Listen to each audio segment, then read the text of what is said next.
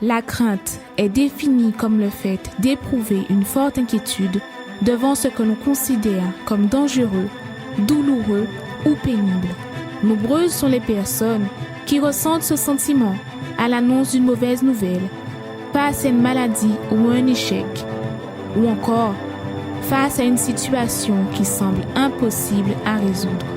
Mais le Seigneur Jésus a dit « Ne crains pas, crois seulement. » Croire, c'est confier, remettre, avoir la certitude que même si la situation semble difficile, Dieu ne faillira pas. Croyez-vous? Alors, venez confier ce qui cause votre crainte à Jésus, au Centre d'accueil universel des Abîmes.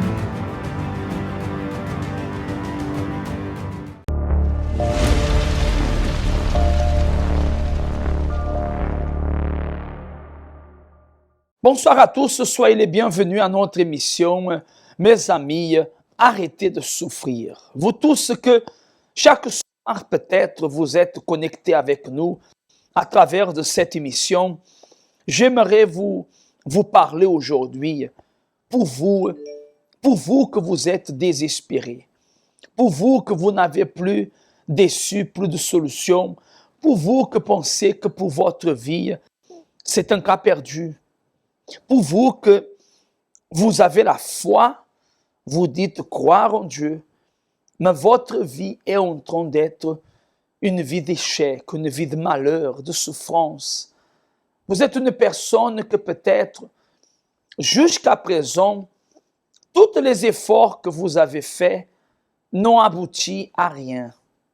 C'est-à-dire que le temps passe, les années passent, et vous ne voyez pas votre vie avancer.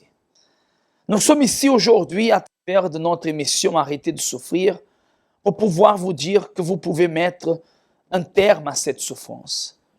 Et ce n'est pas en finissant avec votre vie, ce n'est pas en train d'abandonner, de désister, de lutter, ce n'est pas non plus en train de changer de pays, en puissant aller quelque part d'autre en se disant qu'ailleurs peut-être il aura mieux. Non, il y a un Dieu et ce Dieu est le Dieu que peut-être vous dites croire, mais que vous ne le voyez pas dans votre vie. Il a le pouvoir d'agir. Il a le pouvoir de transformer. Il a le pouvoir, mes amis, de faire dans votre famille, dans votre santé, dans votre vie, une transformation. C'est ce qui est arrivé dans la vie de ce témoignage et des personnes que vous allez accompagner leur histoire dans cette émission.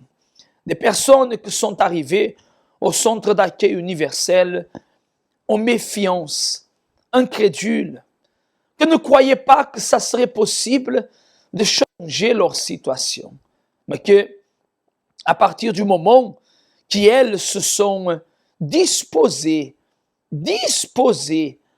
à lutter, à se battre, alors l'impossible est devenu possible. Rien n'est facile, vous savez, rien dans la vie est facile. Et dans tous les dans tous les cas, soit pour le bon, pour le mauvais, nous devons sentir, si je peux dire, une douleur. Il va falloir faire un effort. Si je veux changer de vie, il va falloir que je me fasse des efforts. Mais si je veux continuer avec la vie que j'ai, je veux supporter la douleur de la souffrance. Alors, décidez plutôt de vous battre. Décidez plutôt de sentir la douleur, entre guillemets, du sacrifice, de renoncer à votre volonté et de faire ce qui est correct, juste, afin que vous puissiez voir le résultat. Accompagnons ce témoignage, ce spot. Nous allons revenir d'ici à quelques instants avec vous tous.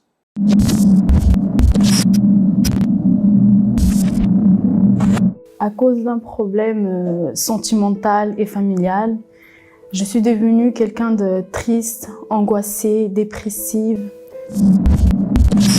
Je pleurais tout le temps. Je voulais pas sortir de la maison. J'étais tout le temps toute seule. J'aimais être toute seule. Donc, de temps en temps, je faisais des crises d'angoisse. Je pleurais, je criais dans la maison. Donc en fait, je voyais que j'étais pas bien, que j'étais tout le temps triste, mais jamais est passé par ma tête que j'étais quelqu'un de dépressif. J'ai commencé à avoir des crises jusqu'à trembler. Je tremblais, je marchais d'un côté à l'autre. J'ai commencé à dire à ma mère, je vais mourir. Parce que j'arrivais même pas à respirer tellement j'étais nerveuse ce jour-là. J'ai commencé à pleurer, je disais, je vais mourir, c'est fini. Et après, elle m'a regardée, je me rappelle, elle m'a dit, Vania, tu es dépressif. Et ce jour-là, c'était vraiment la pire journée de ma vie parce que, en fait, je pensais que ça pouvait arriver aux autres, mais pas à moi. Et quand elle m'a dit ça, c'est comme si, voilà, c'est fini pour toi, en fait. Et après ce jour-là, j'ai commencé aussi à entendre des voix. Donc cette voix, elle me disait qu'il n'y avait plus de solution pour moi, que j'allais mourir, parce qu'à l'époque, j'étais enceinte. Elle me disait aussi, cette voix, elle me disait aussi que l'enfant que j'attendais était malade. Donc il n'y avait personne qui pouvait me dire le contraire. J'étais persuadée que j'allais mourir et que l'enfant aussi était malade. Donc j'allais tout le temps chez le médecin. On me connaissait déjà, je parlais pas bien français, mais j'étais tout le temps là et je m'exprimais en pleurs. Je pleurais, j'essayais de dire mais aidez-moi parce que je vais mourir. Et je me rappelle qu'il y avait un centre de santé à côté de la maison, donc j'allais presque tous les jours. Il y avait une dame que je parlais avec elle tout le temps. Et je m'exprimais comme je pouvais. Et je lui disais, mais aidez-moi parce que l'enfant que j'attends est malade et je vais mourir. Et je lui montrais l'échographie et tout ça. Elle me disait, mais ça va, l'enfant il va bien. Donc cette dame, elle a vu que j'étais pas bien. Elle a appelé une psychologue. Et j'ai parlé avec la psychologue, mais elle m'a dit, en fait, ça vient de vous. Ça vient de vous. Donc vous devez être forte. Ce que vous avez, il n'y a pas de solution. Donc pour moi, c'était fini en fait. Donc c'est là que j'ai commencé à croire vraiment que voilà, j'allais mourir. Et je me rappelle que même la psychologue, la dame qui me suivait, elle m'a dit un jour, quand elle a vu que j'arrivais pas, j'étais toujours la même, que je pleurais tout le temps, elle m'a dit mais Vania, va à l'église. Et j'ai même pas osé lui répondre parce que j'allais déjà à l'église, sauf que j'étais tellement persuadée que j'allais mourir, j'étais tellement persuadée que même les gens là-bas, ils ne me comprenaient pas et qu'ils ne savaient pas vraiment ce que je ressentais. Si je ne peux pas dire aux hommes, si je ne peux pas avoir de l'aide de la part des gens, donc la seule personne qui peut m'aider, c'est Dieu. Donc il n'y a que lui qui peut m'aider. Au moins lui, il ne va pas dire, il va pas me dire qu'ils vont me mettre, il va pas me dénoncer et dire que voilà, il y a plus de solution. Au moins lui, il va pas dire aux autres que je suis malade, que je suis folle et ça allait pas empirer en fait. Donc c'est là que je suis allée au centre d'accueil universel et ce jour-là, je suis allée voir un des responsables qui était là. J'ai dit, je suis triste, je suis angoissée. Je sais que ma mère, elle avait déjà parlé avec lui, mais ce jour-là, je suis angoissée, je ne dors pas bien. Dès que la nuit arrive, je n'arrive pas à dormir. Je vais commencer à réfléchir comment je vais faire pour finir avec ma vie. Je vais prendre des médicaments, qu'est-ce que je vais faire? Mais de l'autre côté, j'avais la mort, je voyais la mort comme une solution, mais j'avais peur de la mort. J'avais très peur. Donc je lui ai dit, et ce jour-là, j'ai commencé à pratiquer, j'ai commencé à obéir. Au bout d'une semaine, j'ai été guérie. J'avais plus de dépression, j'étais plus triste, j'arrivais à dormir tranquillement. Dieu, il a pu me guérir parce que je croyais pas, mais j'ai vu en fait que lui, il fait exception de personne. Donc aujourd'hui, je suis quelqu'un, j'ai la joie à l'intérieur de moi, j'ai la paix. Je dors bien, je dors en paix, je me réveille en paix, je suis tout le temps joyeuse. Donc j'ai des problèmes, oui, mais j'ai toujours cette force à l'intérieur de moi qui m'aide à surmonter les moments difficiles. Mon enfant, il va très bien, il est né en très bonne santé. C'est un enfant normal comme tous les autres. C'est un enfant épanoui, donc tout va bien, grâce à Dieu. Le simple fait de me regarder dans le miroir me fait mal. Je ne m'aime pas. Je n'aime rien, ni personne.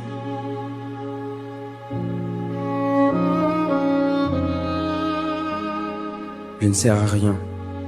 Je n'ai pas d'argent, pas de travail. Je n'ai rien. Parfois, je me dis que si je pars, je ne manquerai à personne. Le plus dur, c'est de se lever chaque matin avec la sensation que tout recommence. Avec cette souffrance qui ne me quitte pas. Mes amis, ma famille, il y en a qui veulent m'aider. Mais ça ne sert à rien. Il n'y a pas de solution pour moi. Je pleure tous les soirs. Pendant la journée, je suis normale. Mais la douleur me fait verser des larmes à l'intérieur. Personne ne le sait. Personne ne le voit.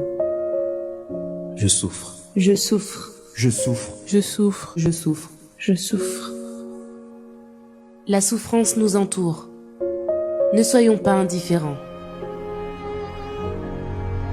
La dépression a une solution. Le suicide n'est pas la solution. Corps, âme et esprit. Oui, l'être humain est bien plus que de la chair et des os. Et parce que la majorité ignore cela, nous voyons des corps bien nourris, mais des âmes languissantes. Le manque d'aliments, particulièrement pour l'âme et l'esprit, est la raison de la décadence de l'humanité. Ceux-ci sont les aliments pour le corps. Celui-ci est l'unique aliment pour l'âme. Ici, vous trouverez tout ce dont vous avez besoin pour le renforcement physique. Et ici est l'endroit où nous trouvons le renforcement spirituel, où nous sommes servis avec le banquet de la parole de Dieu. Venez alimenter votre âme ce mercredi à l'école de la foi, dans chaque centre d'accueil. Et nous voici de retour avec vous tous. Et vous avez pu accompagner cette histoire, ce témoignage, ce spot. Et exactement demain, mercredi, nous y serons dans chaque centre d'accueil, soit à 7 heures, soit à 10 heures, soit à 15 heures, soit à 19 heures, en train de préparer, en train de lutter pour votre vie spirituelle, pour votre intérieur. Tandis que l'intérieur ne va pas bien, l'extérieur n'ira pas non plus. Peut-être vous êtes quelqu'un que votre intérieur est mal. Votre intérieur est malade. Votre intérieur est brisé, a été blessé. Votre intérieur, il a été peut-être cassé en morceaux. Vous êtes une personne à l'intérieur de vous, vous vous trouvez vraiment, pardon le terme, par terre. Vous n'arrivez plus à vous relever. C'est comme si pour vous, il n'y a pas de solution. C'est ça le mot. Beaucoup de personnes pensent qu'il n'y a pas de sortie. Et elles vivent, vous savez, elles vivent leur vie comme ce serait normal ce qu'elles vivent. Elles se disent, c'est mon destin, c'est mon karma, c'est la vie. Qu'est-ce que je peux faire? Comment je peux m'en sortir de cette situation? Comment est-ce que je peux résoudre ce problème? Il y a des personnes qui sont tellement perdues, qui elles, parfois, la seule chose qu'elles trouvent à faire, c'est parfois se réfugier dans l'alcool, dans la cigarette, dans les sorties, dans les aventures amoureuses. Elle sort avec une personne, après elle termine, elle sort avec une autre, en cherchant à remplir le vide qu'elle a. Et ce vide, il n'y a qu'une seule personne qui peut le remplir. Il n'y a que Dieu qui peut le remplir. Il n'y a que Dieu qui peut transformer. Il n'y a que Dieu qui peut opérer ce miracle, cette transformation de votre intérieur. D'ailleurs, le témoignage que nous allons accompagner encore avec vous tous, c'est un témoignage de quelqu'un qui a eu son intérieur transformé, un intérieur détruit, Vous allez accompagner le témoignage de cette personne qui va vous montrer que c'est possible d'être différent. Même si dans ma vie, j'ai fait que des mauvais choix. Mais si à un moment donné, tandis que je suis en vie, bien évidemment, je décide de faire le bon choix, pour plus dur qu'il soit, mais de faire le bon choix, alors Dieu l'opère. Nous allons accompagner ce témoignage et nous allons revenir ensuite pour pouvoir réaliser la prière de la foi en votre faveur. Préparez le verre d'eau, préparez la bouteille d'eau. Nous allons nous unir ensemble pour déterminer que le miracle s'accomplisse dans votre vie. Nous sommes ici avec un témoignage de plus. Je suis ici avec mademoiselle Mariella. Mademoiselle Mariella, comment était votre vie avant d'arriver au centre d'accueil universel? Alors, avant d'arriver au centre d'accueil universel, j'étais une jeune, vide. J'avais pas de personnalité, je manquais de caractère et je vivais, à travers de mes amis. En gros, je vivais sous l'influence de mes amis, donc c'est pas qu'on faisait ce qu'on voulait avec moi, mais je disais oui à tout, Et c'est comme ça que je suis arrivée au centre d'accueil universel. Une personne qui se retrouve influencée par les amis, quel est le mode de vie? Comment vous viviez face à tout cela? Je prenais exemple sur eux. J'essayais de me forger un caractère, par rapport à eux. Comme j'ai pas grandi avec mon père, du coup, je sentais le manque des garçons. Et quand je voyais que mes amis fréquentaient des garçons, donc moi aussi, j'ai eu envie de fréquenter des garçons. Et entre guillemets, j'ai vu que c'était bon, entre guillemets, parce que j'avais de l'affection, tout ça, je recevais de l'affection. Mais même dans ma vie sentimentale, j'ai connu aussi beaucoup d'échecs avant d'arriver au centre d'accueil universel. Donc, toutes ces actions, toutes ces choses, d'un côté, a amené aussi à une déception. C'est ça, c'était de déception en déception. Chaque fois que je commençais une relation, ça marchait pas du tout. Et comment vous vous sentiez là, à l'intérieur de vous? Comment était votre intérieur face à toutes ces choses? Je me sentais frustrée parce que je me disais, mais qu'est-ce qui ne va pas? C'est quoi le problème? Parce que on me dit, oui, tu es une bonne personne, tu es gentil, tu es ci, tu es ça. Mais au final, je me demandais, mais pourquoi la personne ne restait pas avec moi si justement je suis comme il me dit? Je me posais mille et une questions et je me disais, mais il y a un problème, j'ai un problème vraiment. Avez-vous déjà essayé de demander conseil à cause de ces situations? Oui, justement, à cause de ça, je demandais conseil à mes copines. Bon, elles me donnaient des conseils et j'essayais de faire ce qu'elles me disaient, mais ce n'était pas moi, c'était pas ma personnalité. Donc, en gros, je tenais pas la route. Donc, c'est-à-dire que j'essayais de montrer que je suis quelqu'un alors que j'étais personne. Voilà. Et dites-moi, au moment que vous êtes arrivé au centre d'accueil universel, par une invitation, comment vous êtes arrivé? Alors, c'est à travers de ma mère que je suis arrivée parce que ma tante l'a invitée et du coup, elle aussi, elle m'a ramenée au centre d'accueil universel. C'est comme ça que je suis arrivée. Et au moment que vous êtes arrivée, est-ce que votre vie a changé du jour au lendemain? Qu'est-ce que vous avez fait pour que votre vie vienne à changer? Alors, certaines choses ont changé. Par exemple, j'ai vu que je prenais un peu plus d'assurance. Mais à côté de ça, c'était sans plus parce que j'ai pas vraiment pris la décision de changer de vie, de changer la vie que je menais avant d'arriver au centre d'accueil universel. Donc, si je comprends bien, vous veniez au centre d'accueil, mais vous n'aviez pas encore pris la décision de vouloir changer de vie. Exactement. C'est-à-dire, que c'était vraiment les montagnes russes. Un coup, j'étais bien dans la foi, après, je retombais. C'était vraiment ça, Mais dites-moi, comment se sent une personne qui est ainsi? Un coup, ça va, un coup, ça ne va pas. Pourtant, vous saviez qu'il y a la foi, il y avait les réunions, il y avait tout pour que vous puissiez changer. Mais qu'est-ce qui faisait que vous ne veniez pas changer? Je voulais faire selon ma volonté, c'est-à-dire que j'obéissais plus à ma volonté qu'à la volonté de Dieu. Pour moi, faire la volonté de Dieu, c'était trop difficile. Même si, au fond, je voulais changer, mais j'arrivais pas parce que je préférais la facilité. Et aujourd'hui, parce que il y a eu un déclic. Quel a été ce déclic? Qu'est-ce qui fait qu'aujourd'hui, Mariella a changé? Alors c'est-à-dire que de déception en déception, parce qu'il faut savoir que même étant centre d'accueil universel, je continuais quand même à fréquenter des garçons, je continuais quand même à avoir une vie sentimentale active Et du coup, au bout d'un moment de déception, j'en ai eu marre. Et je me sentais tellement frustrée que je me suis dit non, Non, il faut que je change parce que si justement je vais être bénie dans ma vie sentimentale, il faut que je commence par en faire la volonté de Dieu. Et c'est ça qui m'a permis en fait de vouloir me donner à Dieu en fait.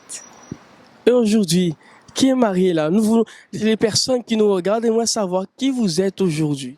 Alors, je suis une personne épanouie. Donc d'ailleurs, je n'ai pas besoin justement de me préoccuper de ma vie sentimentale parce que Dieu m'a tout donné en fait. Parce qu'à partir du moment où j'ai décidé de changer, ben Dieu n'a pas perdu de temps.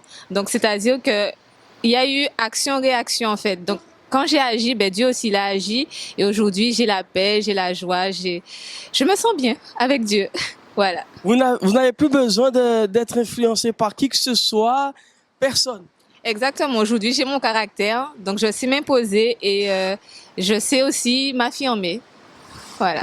Et dites-moi, Mariella, quel conseil vous pouvez donner aux personnes qui vous regardent, qui peut-être aussi, des jeunes aussi, qui ont été influencés par les amis aussi, qui vivent par l'influence. Quel conseil vous pouvez donner à ces jeunes?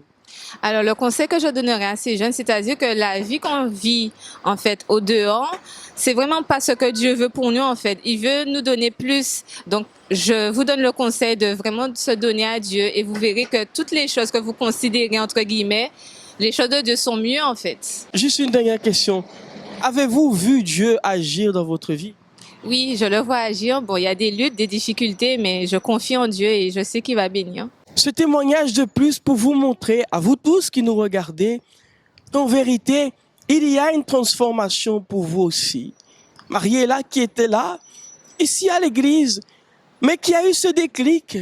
Et qui peut-être aussi, vous qui êtes là, peut-être que c'est ce déclic aujourd'hui qui est son témoignage, qui fait en sorte que vous veniez à changer de vie, que vous veniez à sortir de la souffrance dans laquelle vous êtes. Alors nous vous invitons à être ici aussi, au centre d'accueil universel. Que Dieu vous bénisse. Le manque du Saint-Esprit est la raison pour laquelle beaucoup ne restent pas dans la foi. Le plus grand problème des personnes qui ne l'ont pas encore reçu est qu'elles demeurent préoccupées à satisfaire leur propre volonté. N'aimez point le monde, ni les choses qui sont dans le monde. Si quelqu'un aime le monde, l'amour du Père n'est point en lui.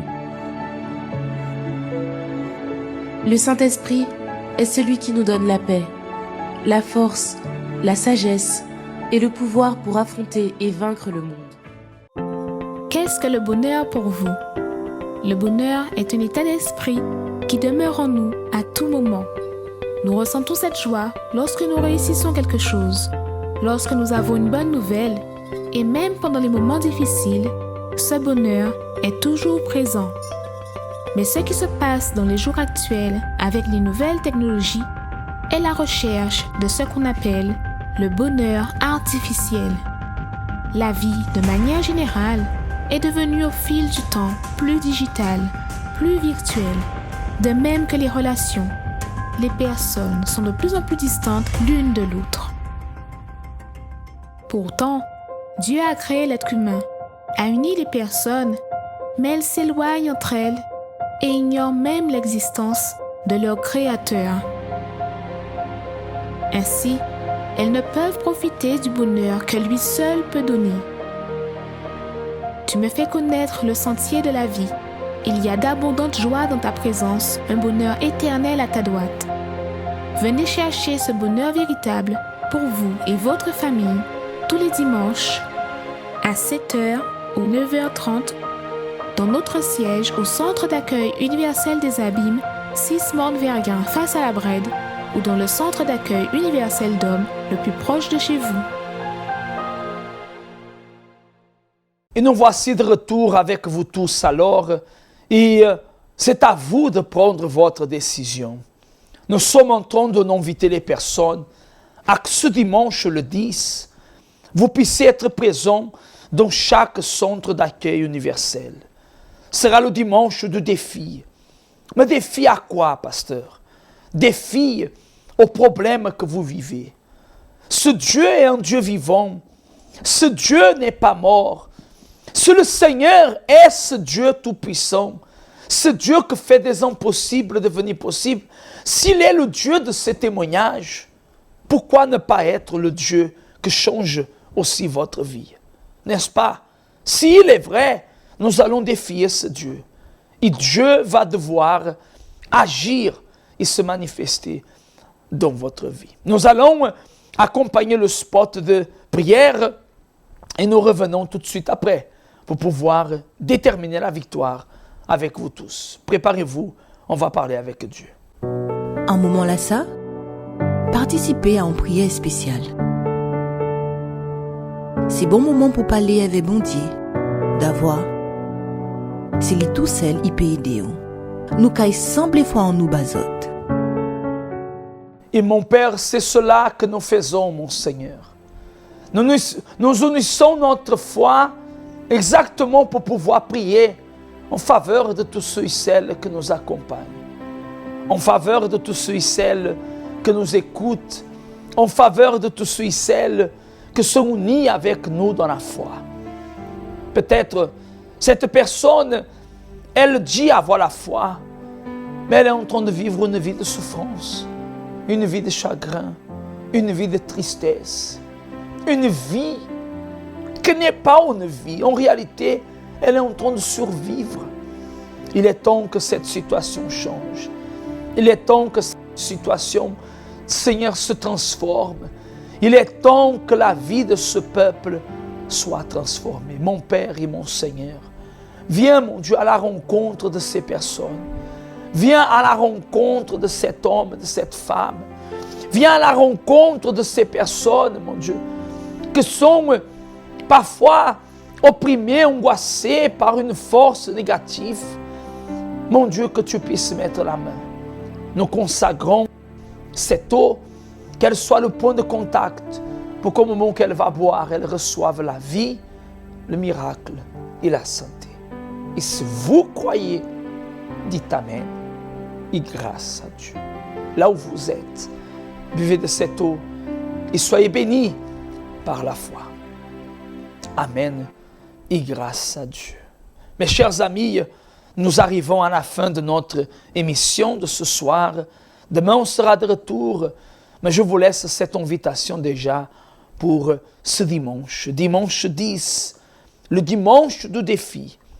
Moi, je serai à Pointe-à-Pitre au 29 quai Lefebvre, en face du parking du port, et vous êtes notre invité spécial. Que le Seigneur vous bénisse à tous, une très bonne soirée et au revoir. Connaissez-vous nos centres d'accueil universels ici dans les Dômes?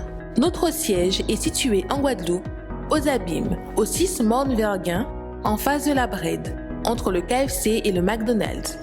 Nous avons aussi nos centres d'accueil à Pointe-à-Pitre, au 29 quai Lefebvre, en face du parking du port. À Baïf, au 51 impasse Louis Blériot, Zac des Pères Blancs, derrière le Super U. À Saint-François, à la rue Charles Junon, à 100 mètres du marché de la Rotonde. Nous sommes aussi en Martinique, au 42 rue Garnier-Pagès, proche du Leader Price à Fort-de-France. Mais aussi en Guyane française, à Cayenne, au 19 zone artisanale Galmo, proche de l'entrée du CFA.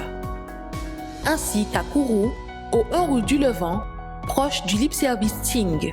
Si vous désirez plus d'informations, vous pouvez nous contacter sur notre ligne AMI au 05 90 28 33 83 ou sur notre WhatsApp au 06 90 55 16 70.